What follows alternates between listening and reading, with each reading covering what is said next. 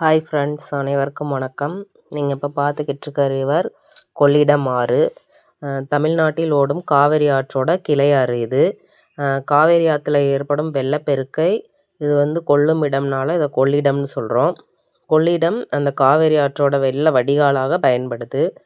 திருச்சியில் இருக்க திருவரங்கம் தீவில் மேலணையின் முக்கொம்புன்ற இடத்துல காவிரி ஆற்றில் இருந்து பிரிஞ்சு வடக்கே சென்று நம்ம திருச்சி, அரியலூர், தஞ்சை, மயிலாடுதுறை, கடலூர் இந்த மாவட்டங்களுக்கு நடுவே கிழக்கு முகமாக ஓடி ஆயங்குடி, முட்டம் வழியாக மயிலாடுதுறையில் இருக்கிற பழையாறு, கொடியம்பாளையம் தீவு வழியாக வங்காள விரிகுடாவில் சேருது.